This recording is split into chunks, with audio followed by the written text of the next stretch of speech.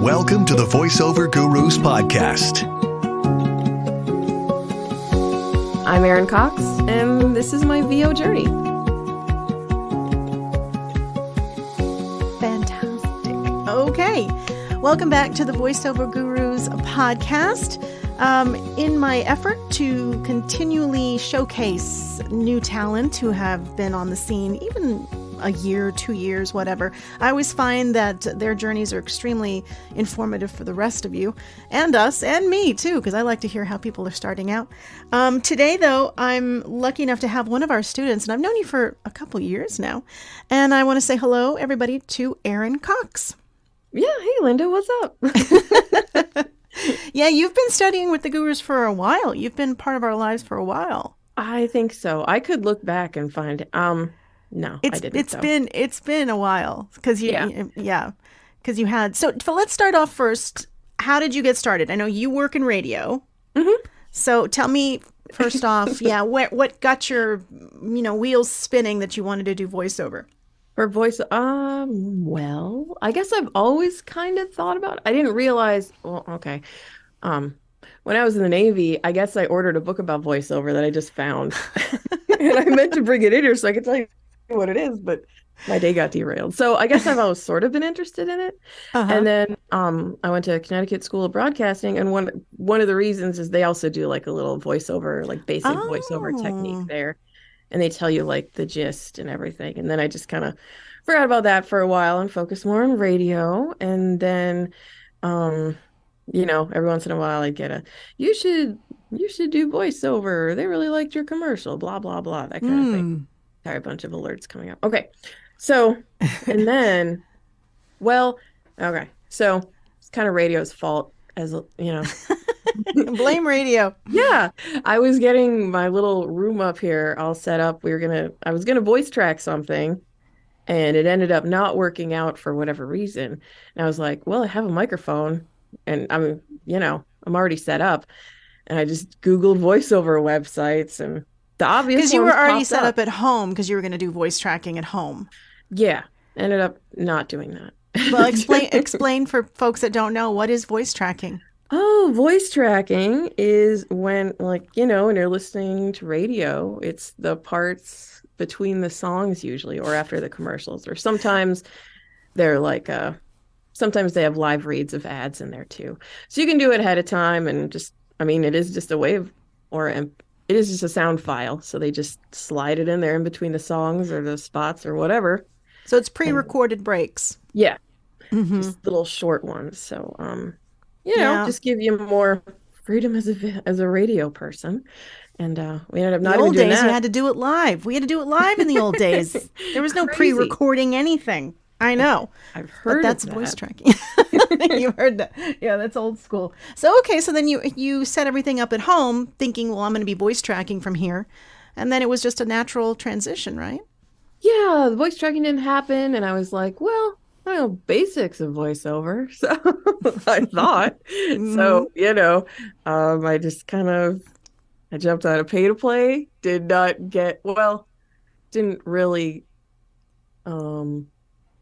do very well until I got some coaching. I think I got like one before I came to you guys. And then which pay to play did you get on?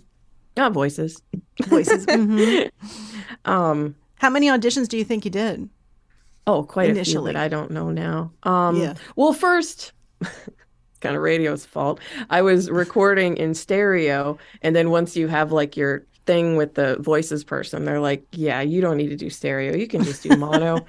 So that's a common mistake. Yeah. Mm-hmm. Yeah. But I don't know. Yeah. The first one I got, it was a bright, happy pet spot, which, makes sense.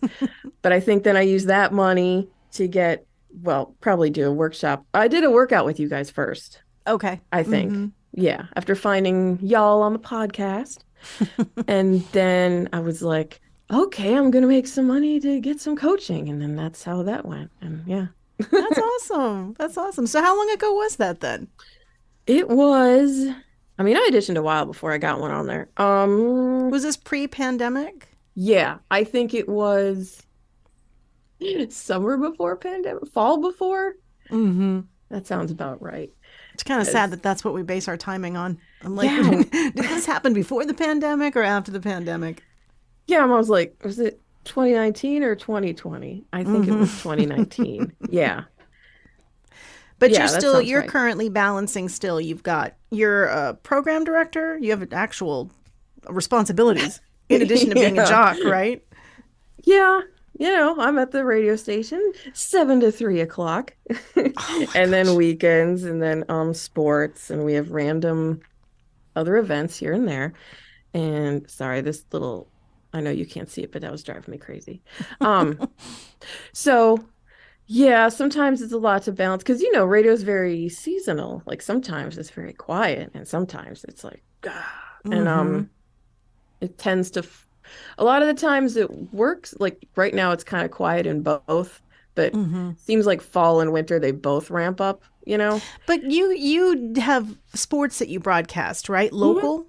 Right. Yes, So very local. Okay, because I never worked for a station that broadcast local things. So for me, it was always the same thing. Like there was no seasons. It was just the same thing. Oh, okay. Every day. Yeah. So for you, it's different though, because now, where are you located? Northern Minnesota. Ooh, Minnesota. The lake country, which most people seem to know someone who is here, come up here or whatever. So Really? like the resorter area. So that's another reason it's seasonal because we're just at the end of tourist season, and then it'll flare up again, and then it'll go down, and then it'll flare up again. Interesting. They'll be gone for like 3 months, and then they'll all be here again, which is great. Yay. Yeah.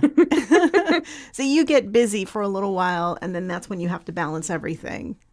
Yeah. Gets a little kooky around Christmas, Yeah. which, radio stations at Christmas are already pretty goofy. Right. So. So now, how many hours a day do you think you put into voiceover between auditioning and editing and sessions?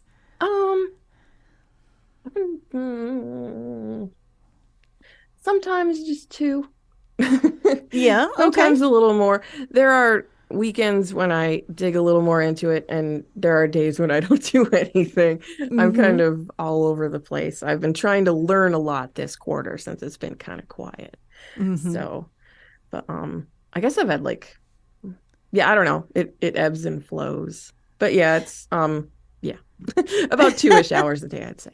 Okay, so that's actually not as much as I thought you were going to say. Oh, okay. Sorry. No judging, no judging. That's not counting listening to podcasts and thinking about stuff. I spend 10 minutes thinking about what I'm going to have for dinner, and then another 15 minutes wondering if I should have a snack. Everything I'm telling you is food-based. Okay, so now, do you have a moment where you did voiceover and you thought, wow, I can do this. This is something that could be viable to make some money? I don't know. You had to have hit that moment. I was supposed to be ready for that question. But, okay. I guess in one of the workouts, there was some read that I did, and you guys didn't have that much to say about it. And I was like, okay, maybe I'm not horrible. No coaching is good. Yeah, that means that we have no direction for you. It means you nailed it. Yeah. And is that or truly? It's so bad. No, I'm kidding. Anyway, what were you saying? Is that truly when you think that you realized, I think I can do this? Well, I think the hard part for me was I thought that this is going to sound mean, but before I worked at a chamber, I thought business people all had everything under control all the time and were super duper smart, everything. Business owners? Yeah. Entrepreneurs, whatever you want to call them. And then I don't know why I thought they were so much more special. I know that's not the way to say it than anybody else. But then I was like, people who own businesses, they're not all, there are ones that are super duper masterminds and have everything on track and plans on plans on plans. But I was like, I can do this. So it was more about getting the website together and getting all that stuff going. Then I was more like, I don't know, what? Say I can do stuff? That's crazy. So what do you think has been the most difficult aspect of becoming a voiceover actor? Probably like the time management part. Yeah. You find that to be the most difficult thing? Yeah. And also, just so, I mean, since it's going to be a podcast, I mean, I do put an hour to 2-ish hours in it a day, but I'm lucky because, well, no, I mean, there are a lot of things I don't have to deal with scheduling around. We'll just put it that way. I mean, I don't have like kids to deal with, and my husband works in the evening, so I have a little more time to myself than some people. So if anybody's like, "Oh, I feel bad because I can't do that," like I don't want anybody to feel that way. So Hey, time management, I'm sure your life is still full of things that you have to do and responsibilities. well, yeah, and then like the more you do, the more you have to do, right? Like you get a new demo done, then you gotta update everything, and then you gotta retell everybody you just talked to. Yep. And you got to keep nice records to know who you reached out to, who you didn't reach out to, who you need to. Yeah, that's a very important thing. Update every profile you have, or you kind of forgot you had. Like my 1, 2, 3 is a little lacking, but that's So it's like promotional maintenance you have to do. kind of, yeah. And then you add onto that all the auditioning and the networking. I'm not so totally in a lot of groups, but there's people I keep track of, I mean, people I talk to here and there, not that many, but and then throwing a workshop here and there, and you're like, wow, what did I do this week? Where did my day go? Where did my week go? I know. Yeah. So interesting. So yeah, okay, I can totally understand how time management would be up there, especially because you're still holding down basically a full-time job. It's not like you're doing part-time. You've got a big job. Yeah. With a lot of responsibilities at the station and everything else too. Is your goal to do voiceover full-time? No, maybe not. I think so, but I don't know when that's going to happen. I mean, not everybody has that goal. I think people assume that that's everybody's goal, and maybe it isn't. Maybe if you enjoy being in radio. Yeah, I do most days. It has a lot of the fun things that are also in voiceover. No, I mean, so some days I try to enjoy being a part-time voiceover person because, I mean, obviously, you get auditions from agents. If they fit you, you got to do those. But there's other times I look at pay-to-plays or whatever, and I'm just like, I'm not feeling any of this. Whereas if I was a full-time, I'd be like, no, I gotta, I gotta feel it. Yeah, I gotta do stuff that actually fits me, whether I, I'm feeling it today or not. So you're a little more selective because you're not desperate. Yeah, I don't have as much time also to audition. Okay, gotcha. So you're just figuring it's kind of both. And then I try to remind myself, well, that's a good part. If you were full-time, you wouldn't have this. Yeah. Well, you have mastered something that a lot of people have difficulty with at work in radio, and that is being able to do the conversational read and not sound like you're like you're on the air. And that's the biggest challenge for a lot of people in radio. And I think, to your credit, you've done a lot of hard work working on that. Well, that actually, we kind of skipped past. I guess that was probably like my first challenge, was notching down the radio enthusiasm, because I was also, that's my dog in the background. When I was in Orlando, there was like major market, hey, what's up, Erin here on blah, blah, blah, blah, blah, blah, blah, very excited all the time. And at least the station here, we are a little more conversational, but I still do the grocery store reads and the, this gas station is really excited to tell you about the thing, But you're able to turn that off and transition into authenticity, which is what we get mostly for our auditions. Yeah, lots of find the emotion, or don't be, or what do they all say? Sales but not salesy. Non-announcer. Non-announcer. Sales but not salesy. I know, what the heck is that, right? Yeah, that's the hard part. And then, can we hear the smile? And like you guys would just be like, okay, flatten it out. Get less sing-songy. Calm down. Yeah, sing-songy. I still catch myself, doing that. But sing-songy? Yeah. So how do you adjust the sing-songy? I don't know. I just try to flatten it out or try to change the rhythm of things a little bit. But I mean, some of the copy is written where it's like, anyway, Yeah. whatever. I don't know. It's tough to do. So what do you think, who do you think is your dream client? Do you have an aspiration? Do you see a client and go, I want a voice for them? Or I want to be a voice for them? I would say probably something with like pets, like Chewy or Barkbox or whatever. Because you have a I dog. think yeah, I got the dogs and the cat. Can't forget the cat. But like he's gonna know. But yeah, something like Chewy, I think. That would be your dream client. Yeah. Okay, now the other question I have for you too is, have you figured out what your signature sound is? Or what your strengths are as a talent vocally? Like, how would you describe your own? I'm not saying you can't do other reads, but what is the main read you get booked for? Warm, friendly. You know, sometimes millennial. I guess probably a lot of healthcare stuff. I don't know. That's a good genre for you. Yeah, I think. I don't know. I feel like I'm kind of in a funk, but it's probably just a seasonal thing. So I'm trying to not let it go to my head. That's what I think right now. So how did you figure out what your sound was? Just by what you were booking or what? Oh, yeah. I think someone in some session, because you can learn a lot in a session. Someone said, oh, you sound friendly. Or no, there was some coach I worked with. She was like, well, you already sound warm and friendly. So you don't have to get too crazy with that unless that's what they ask for. And then before someone was like, oh, you sound real. Okay. So I was like, because, real friendly voiceover, that's my branding. But so you've been taking bits and pieces from various coaches and sessions. Yeah. So we haven't gone too crazy, but something here or there.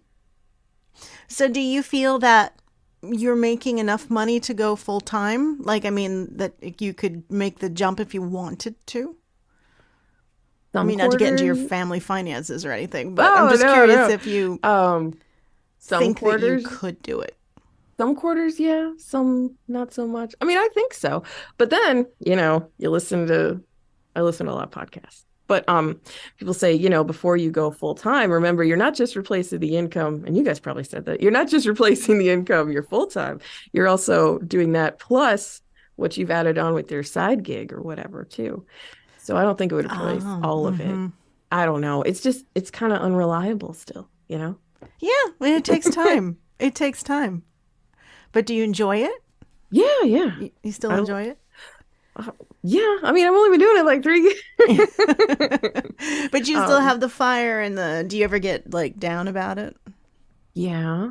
When I don't get on too many short lists. And well, same thing that probably everybody does, Oh, shush. or you're just waiting and waiting and waiting, but that's, what everybody goes through, I suppose.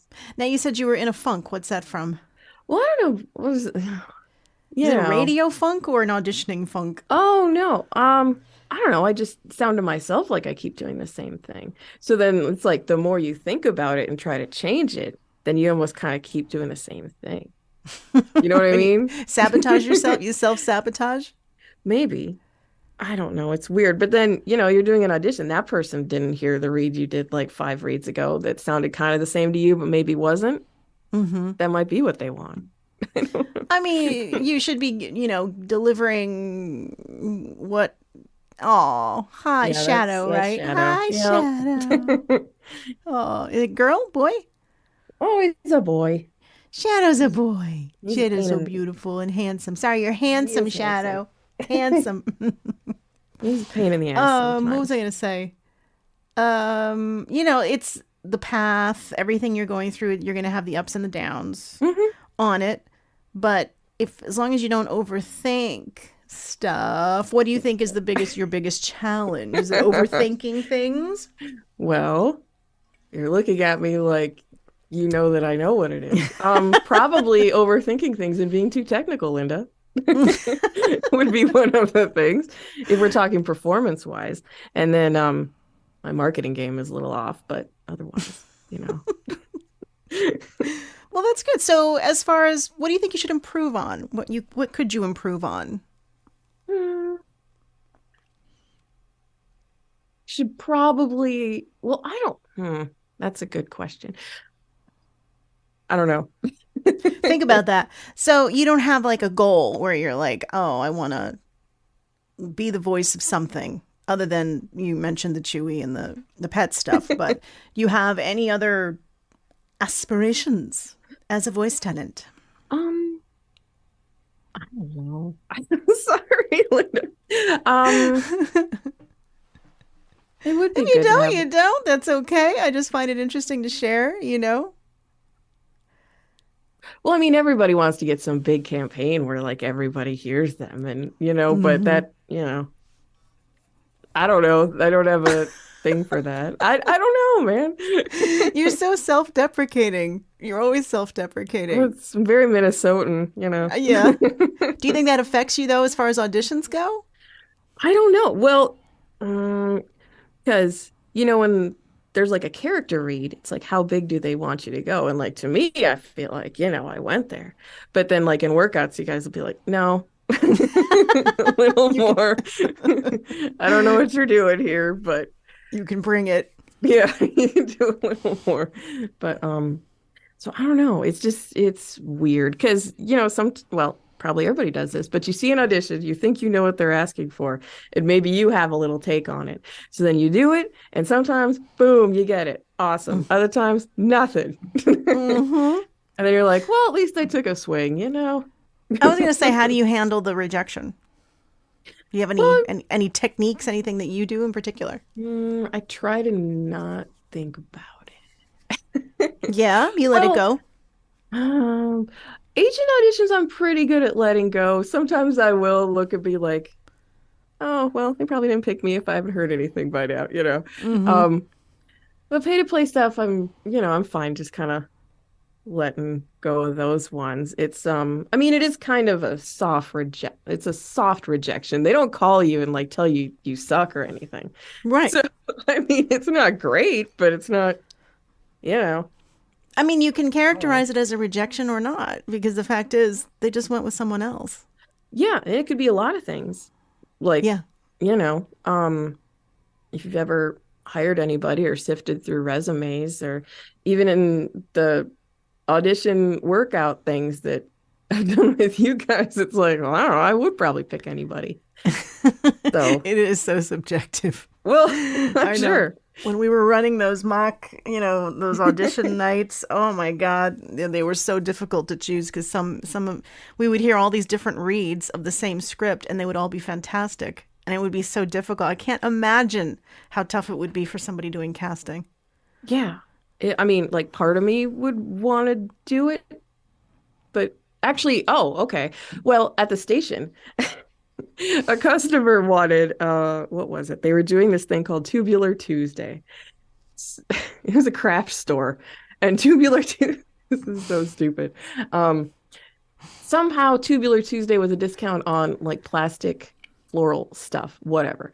So they wanted a dude to say Tubular Tuesday, right? Yeah. So we only had 3 dude voice guys who I were going to throw in there. So I was like, okay, you guys, I'll just send me a thing saying Tubular Tuesday. And one of them, and I told him like surfer dude, whatever. And one of them sent me a thing like he didn't even know what I was, he had no idea what I was talking about. The other one did like a dazed and confused sort of impression. And then the other one was like a surfer, like Tubular Tuesday. And that's, and just 3 people, I was like, well, this is, I don't know. So then I had the client pick anyway, even though it was such a low stakes thing. But yeah, sometimes, I don't know, some customers are more hands-on than others. So you keep that in mind then, that it is so subjective. It could just be a little thing, or like, that's what I try to tell myself. But that's good. You've gotten to that point in your career, your journey so far, that you're able to accept that. And that's huge. So far. Yeah, that's huge, because that's usually the thing that makes us cave. Oh. Questioning. Well, that's another good thing about being part-time. It's not going to make or break me at this point. If I was full-time. That's why you should never quit your job until you are making, you have such a book of of clients that you can, and some money put away so you can survive. I read a statistic today that 500,000 people in the United States claim that they are voice actors. Oh. So that's a lot of people. That's a lot. That's a lot of people. But by the same token, how many of them are actually working voice actors or actually pursuing this seriously and don't just have like a microphone, in their closet?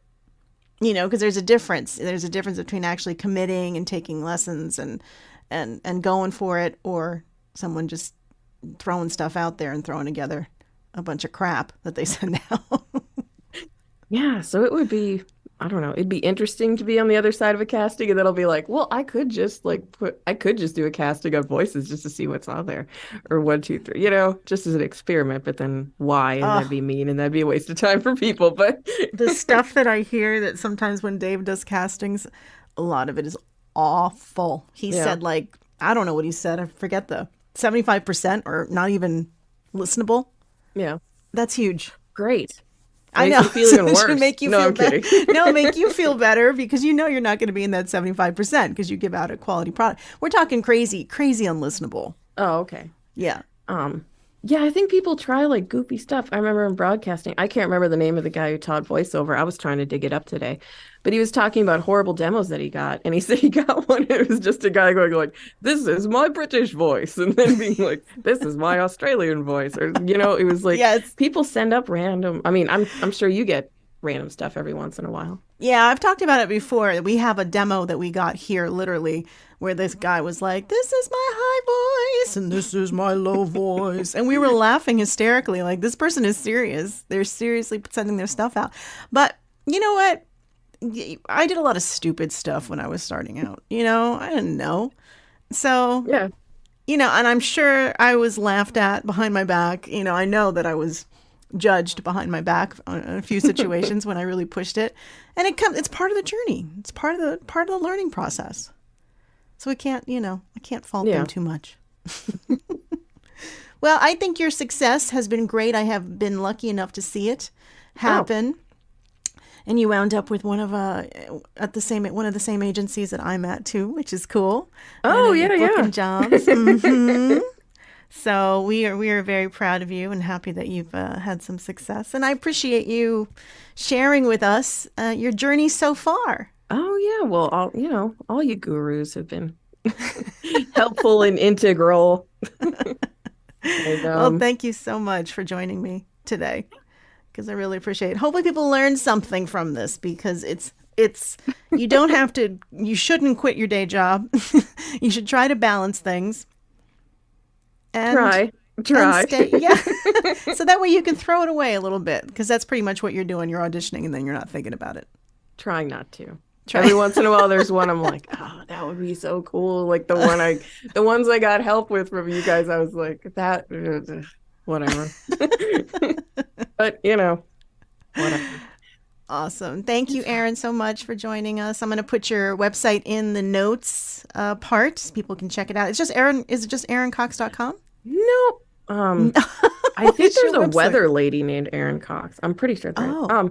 But no, it's just Real Friendly Voiceover. .com. And I am also, it's another thing, got to work on the website. That's, There's always something that has to be done. Yeah. And then when that gets set, I'll get a new demo and then I'll have to start all over again. Yeah, it never ends. And as long as you accept that, you'll be fine. You'll stick around this business a long time. It's a continuum. And that wraps up another episode of the Voiceover Gurus podcast. Many thanks to Erin Cox for coming on my VO journey today. And don't forget, you're looking for some coaching, make sure you check us out, voiceover.guru. You're going to only be working with people that have been actually working actors making money successfully for at least 30 years each. Because that's what we are all about, experienced folks giving you information. So make sure you go to voiceover.guru and find out more. Have a great day.